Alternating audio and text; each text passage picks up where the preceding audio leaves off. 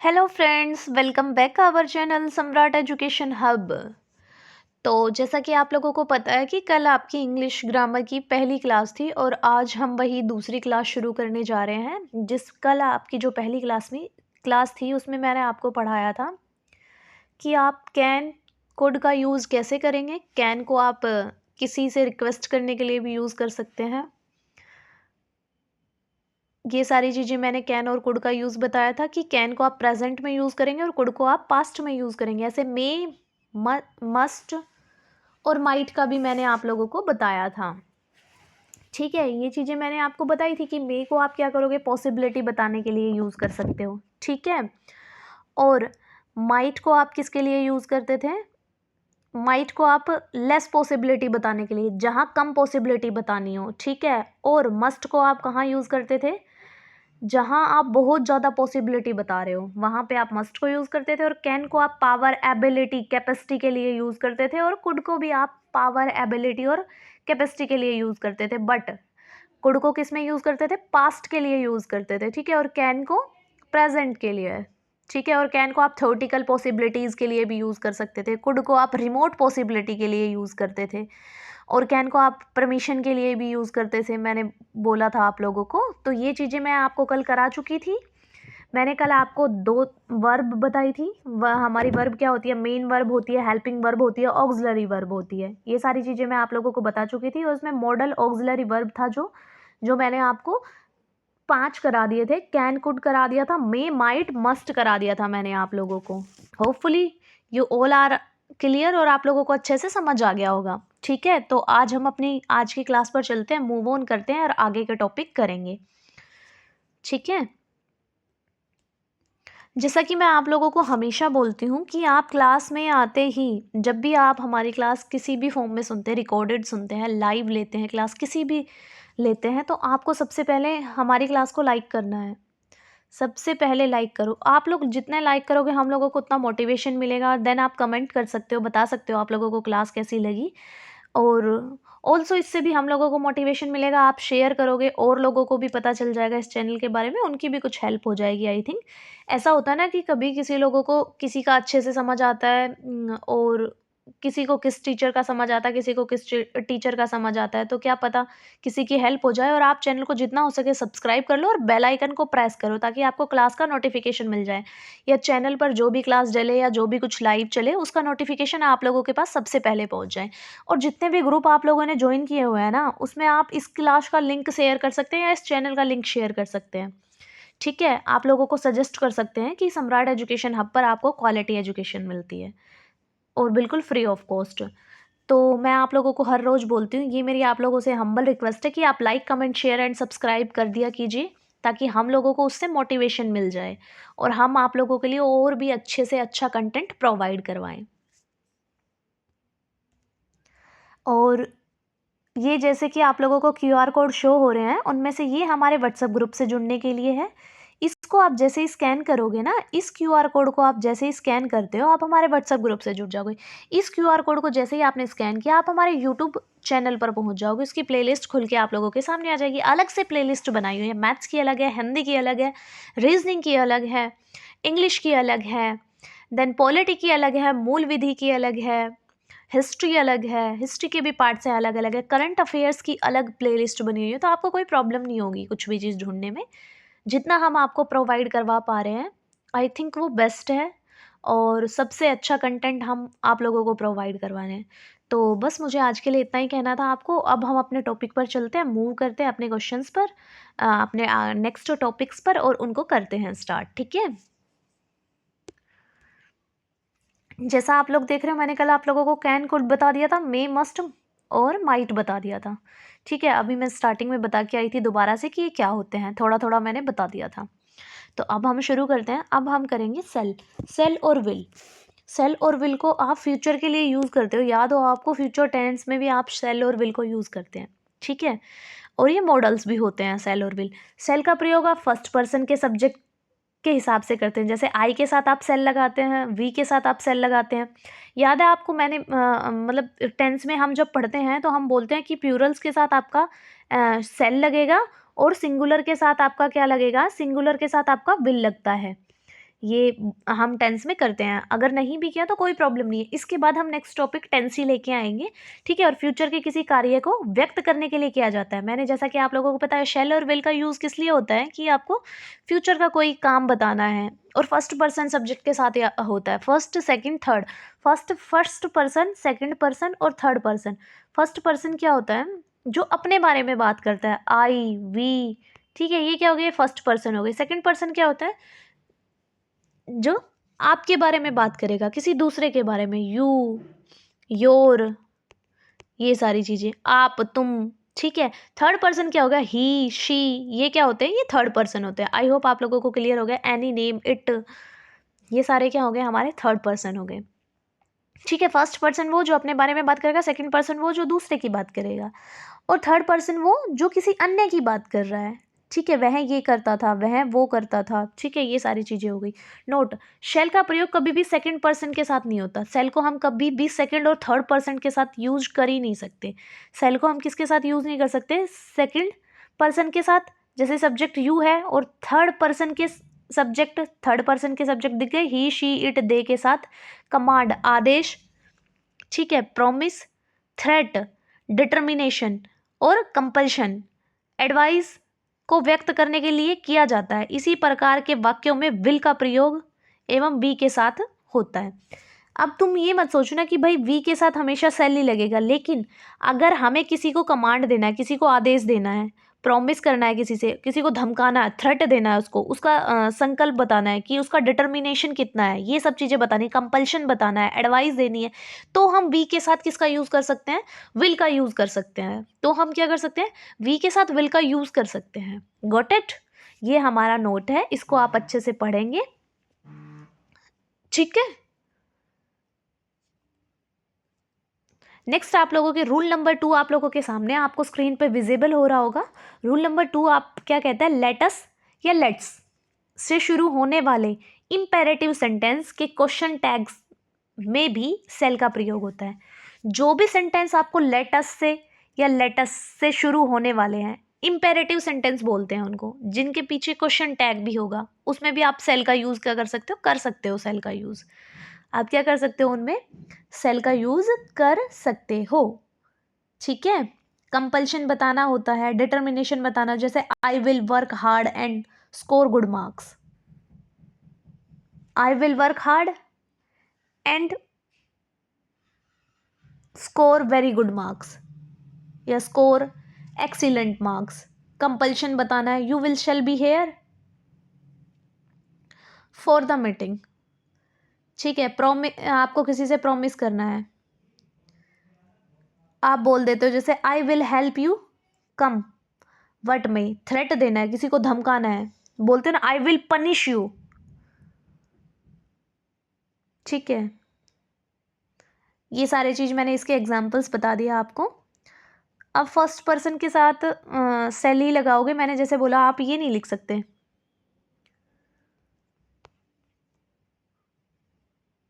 Will we go, ये नहीं लगा सकते, आप करोगे shall we go, shall we go, ये आपका करेक्ट होगा, ठीक है।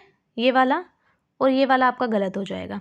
अब रूल नंबर 3 पर चलते हैं। लेटस से शुरू होगा, उनके साथ भी आप क्या यूज़ करोगे, सेल का यूज़ करोगे, ठीक है। रूल नंबर 3 पे चलते हैं। थर्ड क्या कहता है, सेल का प्रयोग कब करते हैं, सजेशन, सुझाव को व्यक्त करने के लिए, इंटेरोगेटिव सेंटेंस में फर्स्ट पर्सन के सब्जेक्ट के साथ। जब भी सजेशन देना हो तब हम क्या करते हैं, सेल का यूज़ करेंगे। किसी को अपनी सजेशन देना हो, एडवाइस देना हो, सलाह या सुझाव देना हो, किसी को उपाय बताना हो ना, उसके लिए इंटेरोगेटिव सेंटेंस, जो किसी चीज़ को इंटेरोगेट करे, जैसे WH फैमिली से शुरू होते हैं mostly, what is your name, ये इंटेरोगेट करना हो गया, what is your name, interrogate करने हैं ना ये, हम उसको पूछताछ करने वाले, उनको बोलते हैं नोट। अब ये नोट डिनोट करो, ये क्या कह रहा है, नोट, शैल एवं विल का प्रयोग निम्नलिखित प्रकार के वाक्यों में नहीं किया जा सकता। किस प्रकार के वाक्यों में, ये मैं आपको आगे चल के बताती हूँ किस वाले वाक्य में नहीं कर सकते हम, ठीक है। जैसा ये कह रहा है, शेल का प्रयोग सजेशन, सुझाव करने वाले इंटरव्यू फर्स्ट पर्सन के साथ किया जाता है। शेल और विल का प्रयोग आप कैसे नहीं कर सकते, बाकी जो बचे हुए हैं उनमें आप सेल और इसका यूज़ नहीं कर सकते, ठीक है। सजेशन और इंटरोगेटिव सेंटेंस में हम यूज़ कर सकते हैं। जैसे कि आप किस में नहीं कर सकते, इन सेंटेंस में नहीं कर सकते आप इनका यूज। जैसे कि आपने बोल दिया if the sentence start with past, जब कोई सेंटेंस अगर पास्ट से शुरू हो रहा है, जब कोई सेंटेंस पास्ट से शुरू होगा, यानी कि पास्ट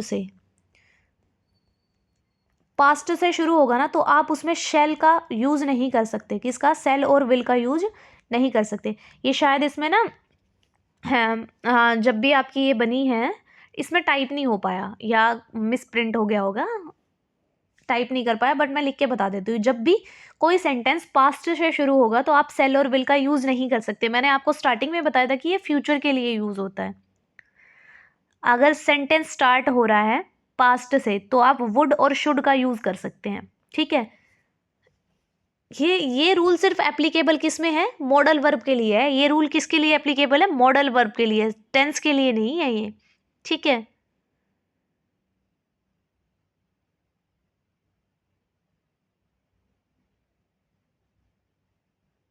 आई होप आप लोगों को समझ में आ गया होगा कि मैं क्या कहना चाह रही हूँ, ठीक है। और इसको क्या कर सकते हो आप, इसको ना सिंपल फ्यूचर के साथ भी आप डायरेक्ट यूज नहीं कर सकते। इनको, किन वर्ड को, सिंपल प्रेजेंट टेंस में आप किन वर्ड को डायरेक्ट यूज नहीं कर सकते? जैसे if, as soon as, in case, provided, unless, until, before, after, when, ठीक है। इनको आप यूज नहीं कर सकते। और ये जो सारी चीजें मैंने बताई ना, इनको मैं कंडीशनल सेंटेंस कराऊंगी ना, उनमें बताऊंगी आपको, ठीक है। तो जैसा कि आप लोगों को पता चल गया होगा कि कोई भी सेंटेंस अगर पास्ट से शुरू हो रहा है सिर्फ मॉडल वर्ब में, तो आप उसको क्या नहीं कर सकते, उसमें सेल और विल का यूज नहीं कर सकते। होप आप लोगों को समझ आया होगा। नेक्स्ट पर चलते हैं। नेक्स्ट है आपके सामने वुड। नेक्स्ट क्या है?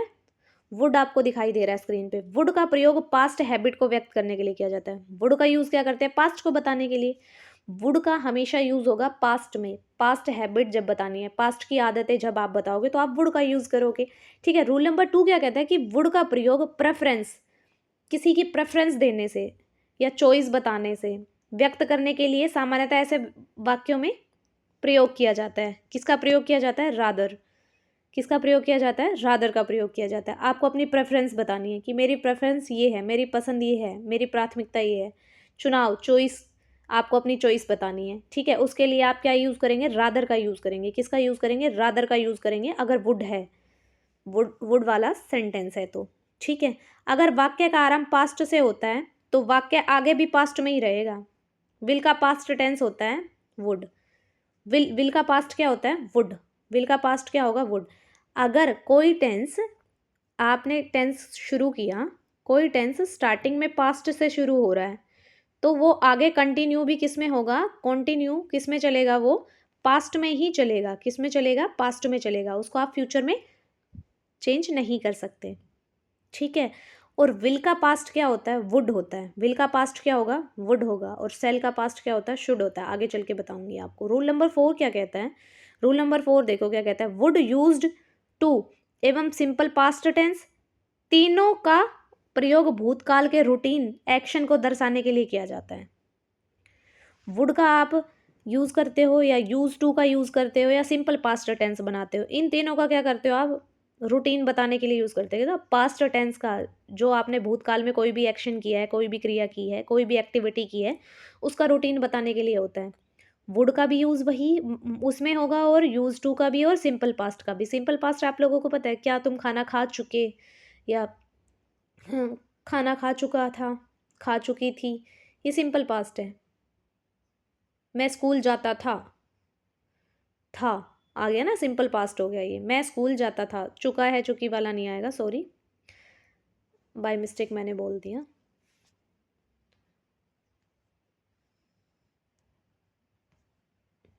अब रूल नंबर 5 क्या कहता है? रूल नंबर 5 देखो क्या कह रहा है। रूल नंबर 5 कह रहा है वुड का प्रयोग प्रेजेंट या पास्ट के कोरी कल्पना को व्यक्त करने के वाक्य के लिए प्रिंसिपल क्लॉज में होता है। किस में होता है? इसका मैं बताती हूँ, ये आप समझ जाओगे कि कैसे, क्या कहना चाह रहा है ये। मैं आप लोगों को अच्छे से बताती हूँ इसको। ये क्या कह रहा है? वुड का प्रयोग प्रेजेंट या पास्ट की कोरी कल्पना को व्यक्त करने के लिए किया जाता है। यानी कि इमेजिनेटिव सेंटेंस बनाने हैं या प्रिंसिपल क्लॉज बनाने हैं, उनमें हम क्या करते हैं, यूज करते हैं। मैं एक एग्जांपल देती हूँ, ठीक है। अगर इमेजिनरी सेंटेंस बनेगा तो उसमें कभी भी वाज नहीं लगेगा। क्या नहीं लगेगा? वाज नहीं लगेगा, हमेशा वर लगाना है। इमेजिनरी बात जो करेंगे, किसमें? इमेजिनरी में, काल्पनिक बात। इमेजिनरी में हमेशा क्या लगेगा? ये लगेगा, ठीक है। इमेजिनरी में हमेशा क्या लगेगा? इमेजिनरी सेंटेंस जो भी होंगे उसमें हमेशा वाज नहीं लगेगा, वर लगेगा। हाइपोथेटिकल कंडीशन बनेगी, हमेशा क्या लगेगा? वर लगेगा। जैसे मैंने बोला इफ आई, मैंने बोला if I were a bird I would fly in the sky. अगर मैं पक्षी होता तो मैं आसमान में उड़ता। तो ये क्या है? इमेजिनरी बातें है ना। तो उसके लिए आपने क्या यूज किया? वोज नहीं करना, वर करना। वर करना है यूज। मैंने अभी अभी इस सेंटेंस को बोल के बताया, if I were a bird I would fly in the sky. अगर मैं पक्षी होता तो मैं आसमान में उड़ता होता, है ना। ये कह रहा है वोज को आप किसी भी इमेजिनरी सेंटेंस में यूज नहीं कर सकते। इमेजिनरी सेंटेंस में आपको वोज को यूज नहीं करना है, ठीक है। I wish, as though, if या as if, would, that and suppose, इन सब के लिए आप क्या नहीं कर सकते? इसको यूज नहीं कर सकते, ठीक है। और वुड जो होगा ना आपका, वुड को आप हमेशा पास्ट में यूज करोगे, विल के इनडायरेक्ट स्पीच में। विल का जो इनडायरेक्ट स्पीच बनेगा ना उसमें यूज करोगे। हाँ, ये रूल नंबर 6 रहा, मैं बताती हूँ आपको। ये देखो इसमें लिखा हुआ है। ये तो रूल नंबर 6 ये क्या कह रहा है? नोट, अगर वाक्य काल्पनिक पद से संबंधित हो तो सब्जेक्ट के साथ वर्ग का प्रयोग कीजिए। यही चीज जो मैं आपसे अभी मैंने इंग्लिश में बताई है, इमेजिनरी है तो आप वर्ग का यूज करोगे, वोज का यूज नहीं करोगे। वुड है, वुड का प्रयोग विल के पास्ट फॉर्म के रूप में किया जाता है। विल के पास्ट फॉर्म के रूप में किया जाता है इनडायरेक्ट स्पीच में। डायरेक्ट और इनडायरेक्ट स्पीच भी मैं आपको बताऊंगी आगे चल के। टेंस कराने के बाद डायरेक्ट इनडायरेक्ट कराऊंगी आप लोगों को।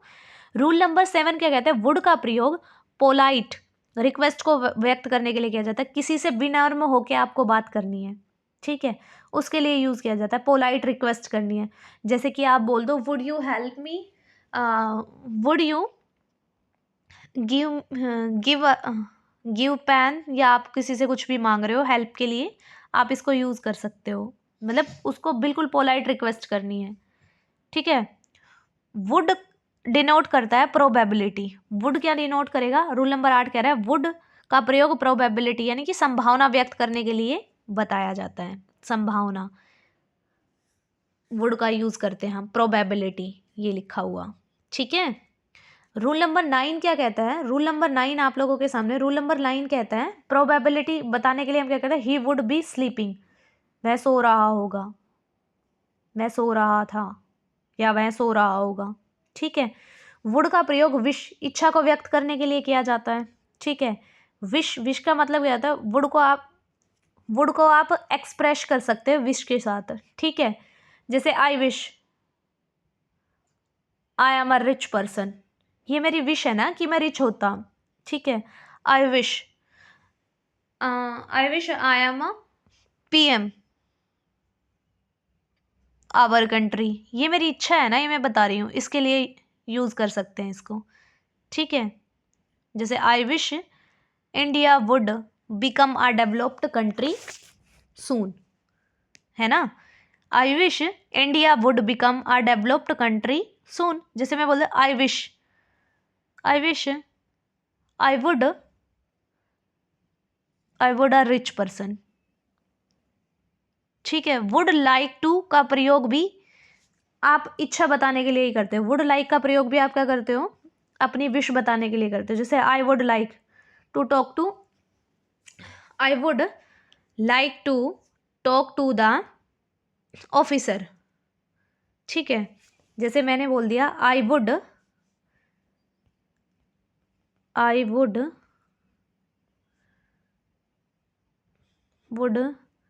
Like to talk to the officer,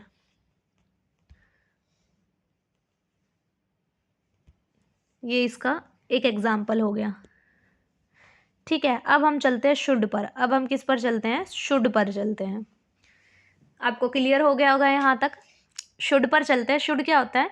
rule number 1, should का प्रयोग सजेशन, हमेशा सलाह देने के लिए, सजेशन के लिए हम शुड का यूज करते हैं। शुड को हम एडवाइस के लिए भी यूज कर सकते हैं। रूल नंबर 2 क्या कहता है? शुड का यूज हम सजेशन के लिए करते हैं और एडवाइस के लिए भी करते हैं। ठीक है, किसी को एडवाइस देनी है, सजेशन देना है, उसके लिए हम शुड का यूज करते हैं। रूल नंबर 3 क्या कहता है? रूल नंबर 3 देखो, रूल नंबर 3 कह रहा है शुड का प्रयोग लीस्ट के बाद नेगेटिव पर्पज, नकारात्मक उद्देश्य को व्यक्त करने के लिए किया जाता है। जहां भी आपको लीस्ट दिख जाएगा ना, वहां हमेशा शुड लगेगा ही लगेगा। क्या लगेगा? शुड लगेगा ही लगेगा, और नेगेटिव सेंस देगा। वो क्या देगा? नेगेटिव सेंस देगा आप लोगों को। ठीक है, जैसा कि मैं बताती हूँ, he run fast lest he should miss the train. एक एग्जाम्पल लिख देते हैं। नोट, लीस्ट के साथ सिंपल प्रेजेंट टेंस का भी प्रयोग हो सकता है। लीस्ट के साथ क्या होगा? सिंपल प्रेजेंट टेंस भी यूज हो सकता है लीस्ट के साथ। लीस्ट वाली कंडीशन में ये मत सोचना कि यार ये लीस्ट तो शुड के साथ लगता है तो ये हमेशा पास्ट में ही होगा। नहीं, लीस्ट के साथ सिंपल प्रेजेंट टेंस का भी यूज कर सकते हैं हम। ठीक है, और जैसा कि मैंने अभी अभी आपको एग्जाम्पल बताया, बताती हूँ एक और। ठीक है, हाँ, he run fast,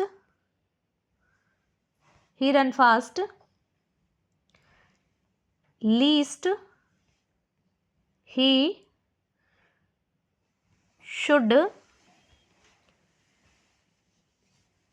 miss the train। ठीक है, और जहां भी आपको लीस्ट दिखाई दे जाएगा ना, लीस्ट वर्ड जहां भी दिखाई देगा ना, वो हमेशा वर्ब की फर्स्ट फॉर्म लेगा।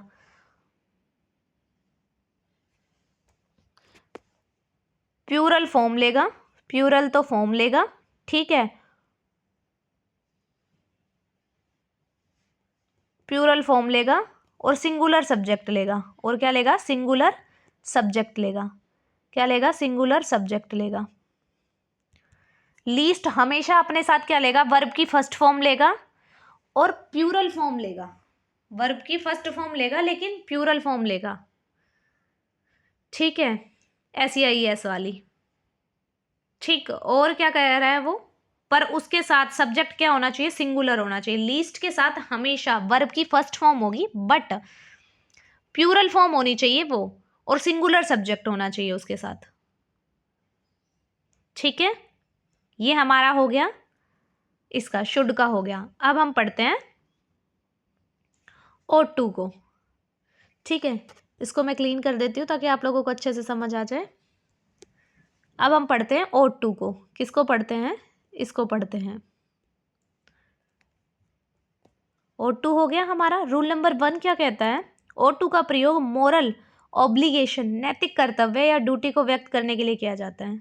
आपको अपने मोरल बताने हैं, मोरल ड्यूटीज बतानी है, उनके लिए आप किसका यूज करते हो? O2 का यूज करते हो। जैसे कि इसमें सिर्फ एक ही रूल है, यही खाली, we ought to love our country, हमें अपने देश से प्यार होना चाहिए। जैसे इसका एक एग्जाम्पल मैं आपको लिख के दिखाती हूँ, बहुत फेमस एग्जाम्पल है ये। जैसे वी ought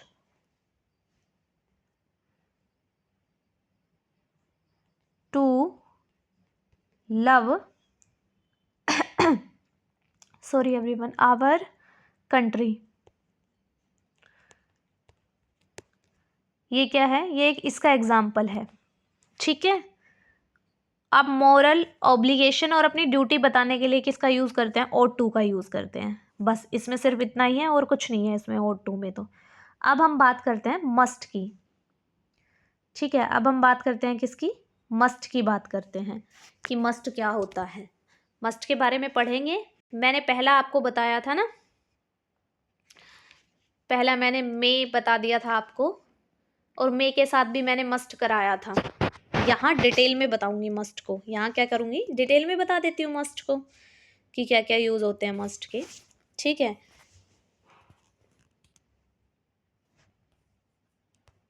मस्ट है ये देखो। मस्ट का प्रयोग कंपल्शन को व्यक्त करने के लिए होता है, यानी कि बाध्यता, बाउंडेशन। ठीक है, मस्ट का प्रयोग फिक्स्ड डिटर्मिनेशन मतलब दृढ़ संकल्प वही बताने के लिए होता है, ठीक है। और मस्ट का प्रयोग ड्यूटी कर्तव्य बताने के लिए भी किया जाता है। मोरल ड्यूटी के लिए ought to का होता है, और ओनली ड्यूटीज पूछेगा तो रूल नंबर 3 क्या कहता है, मस्ट का यूज हम कर सकते हैं। मस्ट क्या बताता है, फिक्स्ड डिटर्मिनेशन, यानी कि जो उसने फिक्स्ड यानी कि फिक्स कर लिया है अपना एम, जो उसने फिक्स किया है, फिक्स्ड डिटर्मिनेशन को बताता है ये, पक्का इरादा, ठीक है। और कंपल्शन को बताता है मस्ट। मस्ट 3 चीज़ों को बताता है, मैंने आप लोगों को बताई अभी अभी, ठीक है। इसका मैं एग्जाम्पल भी बता देती हूँ एक, वेट अ मिनट, मैं इसका है ना एग्जाम्पल बता देती हूँ आपको। हाँ, कैंडिडेट्स मस्ट राइट इन इंक, ये बाध्यता बता रहा है, बिना इंक के तो लिख नहीं सकता ना कैंडिडेट। अब हमें क्या करना है, एक बताना, a soldier must fight for his country, ये मैंने बता दिया ड्यूटी के लिए। जो सोल्जर होते हैं वो किसके लिए फाइट करते हैं, अपनी कंट्री के लिए, तो a soldier must fight for his country, अपनी कंट्री के लिए क्या करते हैं वो, ड्यूटी करते हैं। India must win the world cup, ये क्या हो गया, फिक्स्ड डिटर्मिनेशन हो गया। फिक्स्ड डिटर्मिनेशन कैसे होगा कि India must win the world cup, India must win the world cup, ठीक है। मस्ट यानी कि जीतेगा ही जीतेगा, उसने पक्का इरादा कर लिया है, ये हो गए मस्ट के, ठीक है। अच्छा, ये यूज टू के कुछ हमने और टू का तो आपको बताया था, अब हम यूज टू का पढ़ते हैं, हमारा वो हो गया। अब यूज टू पे आते हैं, यूज टू क्या कहता है ये देखते हैं। ये हो गया यूज टू को पढ़ते हैं। यूज टू का प्रयोग हमेशा पास्ट की सिचुएशन और हैबिट बताने के लिए होता है, पास्ट की सिचुएशन और हैबिट बताता है यूज टू क्या करता है, पास्ट की सिचुएशन और हैबिट बताता है, ठीक है। नोट डालते हैं, यूज का प्रयोग हमेशा अफर्मेटिव, नेगेटिव और इंटेरोगेटिव सेंटेंस में होता है। 3 तरह के सेंटेंस में इसको यूज करते हैं, अफर्मेटिव, नेगेटिव और इंटेरोगेटिव, ठीक है। नोट, वर्ब का यूज तो note, verb plus used to के बाद हमेशा वर्ब की फर्स्ट फॉर्म और प्लस में आईएनजी लगेगा, ठीक है। आईएनजी का प्रयोग होता है तो ये क्या होगा, हैबिचुअल एक्शन हो जाएगा, ये क्या होगा, हैबिचुअल एक्शन दिखाएगा उसका, क्या दिखाएगा ये, हैबिचुअल एक्शन। अगर वर्ब दिख गया तुम्हें, कम दिख गया, ठीक है, उसके साथ यूज टू दिख गया आपको, ठीक है, और आईएनजी भी दिख गया साथ में, कमिंग, तो वो क्या बताएगा, हैबिचुअल एक्शन, कि वो कर रहा है अभी, ठीक है, कंप्लीट नहीं हुआ है उसका एक्शन। अब डेयर और नीड को पढ़ते हैं, ये हो गया होगा अफर्मेटिव सेंटेंस, लिख दूं क्या, लिख देती हूँ अफर्मेटिव सेंटेंस ना,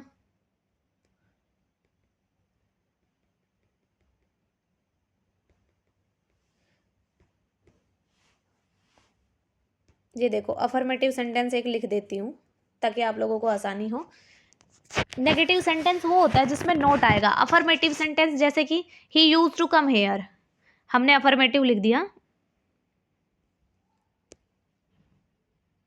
ही यूज्ड टू कम हेयर, ठीक है, हो गया।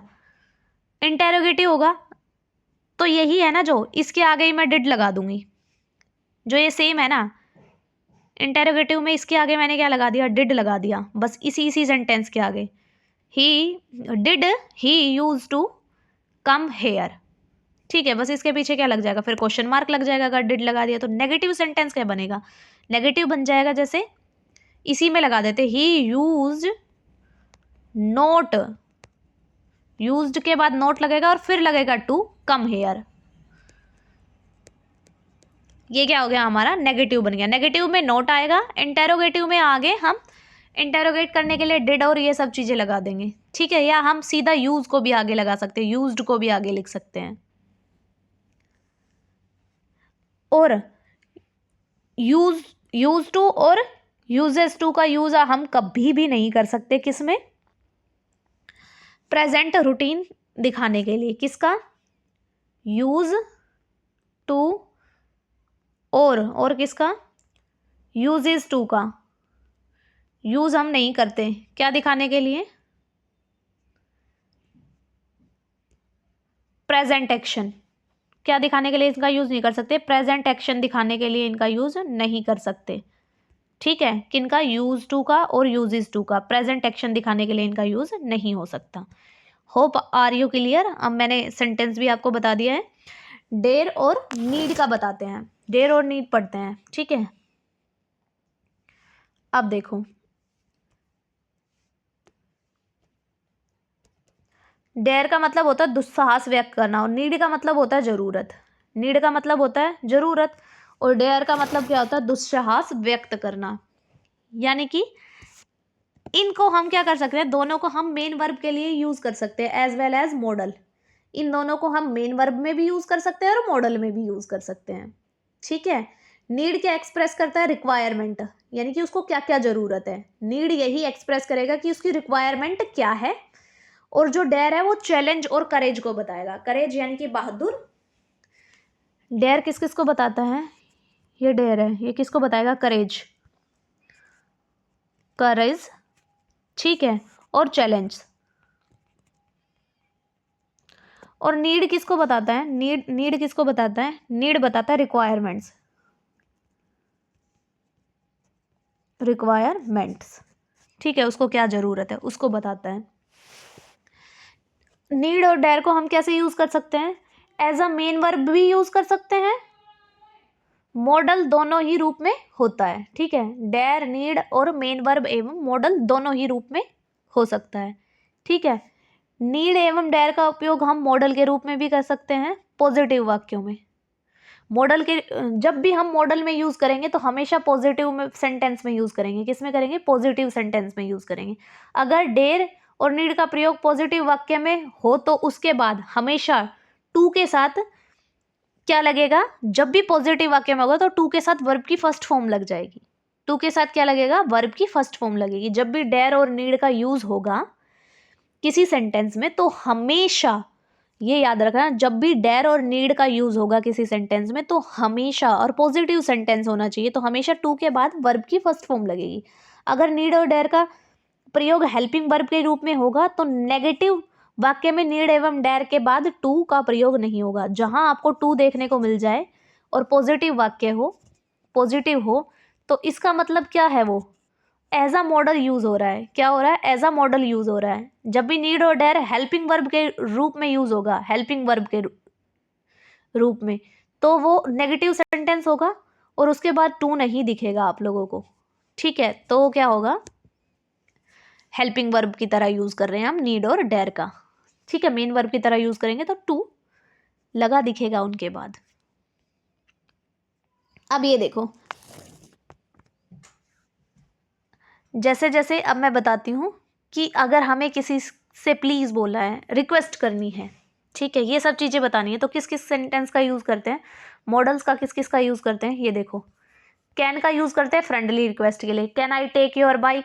कुड का यूज करते हैं फॉर्मल रिक्वेस्ट के लिए, could I talk to mister Singh. May का यूज करते हैं रिक्वेस्ट विद रिस्पेक्ट। मे का यूज क्या करेंगे? जब हमें रिस्पेक्ट भी देनी हो, ठीक है, और रिक्वेस्ट भी करनी हो, उसके लिए हम मे का यूज करते हैं। मे आई कम इन सर। वुड का यूज करते हैं पोलाइट रिक्वेस्ट के लिए। ठीक है, इन सब का कैन, कुड, मे, वुड, इन सब का यूज करते हैं हम किसी से रिक्वेस्ट करने के लिए, किसी से रिक्वेस्ट करने के लिए। बस रिक्वेस्ट की कंडीशन अलग अलग है। वुड का यूज करते हैं पोलाइट रिक्वेस्ट करनी हो, प्लीज ये मेरा ये काम कर दो ना आप। ठीक है, मे क्या करते हैं? उसको रिस्पेक्ट देनी है, रिक्वेस्ट के हम रिक्वेस्ट भी कर रहे हैं और रिस्पेक्ट भी दे रहे हैं। और कुड फॉर्मल रिक्वेस्ट के लिए, और can friendly. Can you buy me this dress, ये बोल सकते हैं, क्या तुम मुझे ये ड्रेस दिला सकते हो या दिला सकती हो। ठीक है, उसके लिए फ्रेंडली रिक्वेस्ट है ये। अब देखो, वॉइस में मॉडल अलग अलग फॉर्मूले में यूज होते हैं। ठीक है, ये मैंने नीचे दे दिया आपको। इनडेफिनाइट में क्या होता है? सब्जेक्ट, मॉडल और वर्ब की फर्स्ट फॉर्म। एक्टिव में होता है ये, ठीक है, ये पैसिव में होता है। ये तुम पढ़ लोगे जब मैं एक्टिव पैसिव बताऊंगी तुम लोगों को, जब मैं ये सारा समझाऊंगी तुम लोगों को। ठीक है, ये इसको अभी आप स्किप भी कर सकते हो या खुद से पढ़ना चाहो तो आप पढ़ लेना। बाकी मैं एक्टिव पैसिव कराऊंगी ना, तब मैं बताऊंगी, ठीक है, आप लोगों की मॉडल का यूज कैसे करते हैं। Got it? ठीक है, और जब भी आप मॉडल्स जहाँ भी यूज़ करोगे ना, जहाँ भी मॉडल होगा, जहाँ भी मॉडल्स लगेगा ना, हमेशा मॉडल के तुरंत बाद क्या आएगा, वर्ब की फर्स्ट फॉर्म आ जाएगी। मॉडल के तुरंत बाद क्या आता है, वर्ब की फर्स्ट फॉर्म आती है। ठीक है। एक्टिव में मॉडल का प्रयोग परफेक्ट में नीचे दिए गए फॉर्मूले में देखें और उसके विशेष अर्थ भी उदाहरण दिए गए। सब्जेक्ट मॉडल वर्ब की थर्ड फॉर्म। कई बार जब हम मॉडल प्लस हैव और वर्ब की थर्ड फॉर्म का यूज करते हैं तो should have, come have, could have gone, need not have seen, पीछे छुपे हुए अर्थ को वाक्य का के अर्थ के विपरीत बताते हैं। ये अभी तुम मत करो, जब मैं मॉडल पढ़ाऊंगी ना तुम लोगों को तब मैं बता दूंगी ये सारी चीज़ें। मॉडल जब मैं कराऊंगी ना तब मैं आप लोगों को ये सारी चीज़ें बता दूंगी, डोंट वरी। ठीक है, तो आज के लिए इतना ही था और फिर मिलते हैं कल आगे अपनी क्लास में, और होपफुली मैं इसके क्वेश्चंस लेके आऊँ और कुछ जो थोड़ा बहुत बचा होगा आप लोगों को वो करवाऊंगी। और इससे रिलेटेड जो भी क्वेश्चंस बचे हुए होंगे ना, मैं मतलब जो क्वेश्चंस बन सकते हैं इससे रिलेटेड वो क्वेश्चंस लेके आऊँगी। ठीक है, वो बताऊंगी आप लोगों को। और ये मॉडल्स में जो मैंने दिया हुआ है ना, ये आप पढ़ लेना एक बार, अगर आप पढ़ सकते हो तो इसको पढ़ लेना, नहीं पढ़ सकते तो इट्स ओके। ये जो मॉडल्स का मैंने बताया, अभी वैसे आप लोगों को समझ नहीं आएगा कि मॉडल्स में इसको कैसे यूज़ करते हैं, क्या करते हैं। जब मैं मॉडल्स पढ़ाऊंगी तब आप लोगों को इसको बता दूंगी कि इसको कैसे मॉडल्स में यूज़ किया जाता है, इस वाली सारणी को। ठीक है, बाकी भैया इनडेफिनेट में कैसे बताया, सब्जेक्ट, मॉडल, वर्ब की फर्स्ट फॉर्म और ऑब्जेक्ट। जब हम इसको एक्टिव से पैसिव में चेंज करेंगे तो वो सीधी सी बात है, जब भी पैसिव एक्टिव से पैसिव में चेंज करेंगे तो ऑब्जेक्ट आगे आ जाता है। और मॉडल है तो हमेशा मॉडल के साथ बी लगेगा, क्या लगेगा, बी लगा दिया हमने। ठीक है, अगर वो इनडेफिनाइट में है और वर्ब की थर्ड फॉर्म और बाय लगा के सब्जेक्ट लग जाएगा। ऐसे कॉन्टिन्यूअस में भी होगा, बी लगा हुआ होता है इसके साथ हमेशा। ठीक है, ये चेंज नहीं होगा, ये बनता ही नहीं है। परफेक्ट का बनता है सब्जेक्ट, मॉडल होगा, हैव होगा, वर्ब की थर्ड फॉर्म होगी और ऑब्जेक्ट होगा। तो इसको हम चेंज कर लेंगे। अब तुम ये नहीं कह सकते कि मैम मॉडल है हमारे पास, कोई भी मॉडल है, शुड है, उसके साथ वर्ब की फर्स्ट फॉर्म क्यों नहीं लगी है, थर्ड फॉर्म लगी है। ये हैव जो है ना बेटा, ये फर्स्ट फॉर्म ही है। हैव क्या है, हैव फर्स्ट फॉर्म है, हम यूज करते हैं प्रेजेंट टेंस में इसको। तो ये हैव लगा हुआ है उसके साथ। ठीक है, जहां मेन वर्ब नहीं लगी होगी ना, वहां हेल्पिंग वर्ब लगी होगी फर्स्ट फॉर्म की मॉडल्स के साथ। ठीक है, ये दिया हुआ है इसका। और जो ये है परफेक्ट कॉन्टिन्यूअस है, ये पैसिव में चेंज ही नहीं होता और कॉन्टिन्यूअस भी पैसिव में चेंज नहीं होता। ठीक है, ये था, ये मैंने बता भी दिया थोड़ा। वैसे जब मॉडल्स कराऊंगी और अच्छे से क्लियर करा दूंगी आप लोगों को। ये हमारे व्हाट्सएप ग्रुप से जुड़ने के लिए क्यूआर कोड है, इसको स्कैन करोगे तो आप हमारे व्हाट्सएप ग्रुप से जुड़ जाओगे, और इसको स्कैन करोगे तो आप हमारे यूट्यूब ग्रुप से जुड़ जाओगे, यूट्यूब चैनल से जुड़ जाओगे। ठीक है, और जैसा कि मैं क्लास शुरू होने से पहले भी मैंने आप लोगों को बोला था कि आप करा कीजिए सेशन को। जब भी आप क्लासेस देखते हैं लाइक करना है आपको, कमेंट करना है, शेयर करना है और सब्सक्राइब करना है। आप अपने जितने भी ग्रुप है ना आपके पास, अब भी जितने सोशल मीडिया हैंडल से आप जुड़े हुए हैं, वहाँ पर जितने भी ग्रुप से आप जुड़े हुए हैं वहाँ पर इस लिंक को शेयर कर दीजिए, इस क्लास के लिंक को शेयर कर दीजिए या इस चैनल के लिंक को शेयर कर दीजिए। ठीक है, और बेल आइकन प्रेस कीजिए और जितना हो सके आप हमारे चैनल को सपोर्ट दीजिए और अपना प्यार ऐसे ही बनाए रखिए। सब्सक्राइब करना ना भूलें बिल्कुल भी, और लाइक कमेंट शेयर तो ज़रूर करना, ताकि इससे मुझे मोटिवेशन मिले और मैं आप लोगों के लिए और अच्छे से परफॉर्म कर पाऊँ और अच्छे से कंटेंट लेके आ पाऊँ। ठीक है, तो आज के लिए इतना ही है और मिलते हैं फिर कल। Thank you for watching our classes. Till then bye everyone and take care. और subscribe, share, comment and like करना बिल्कुल ना भूलें। धन्यवाद।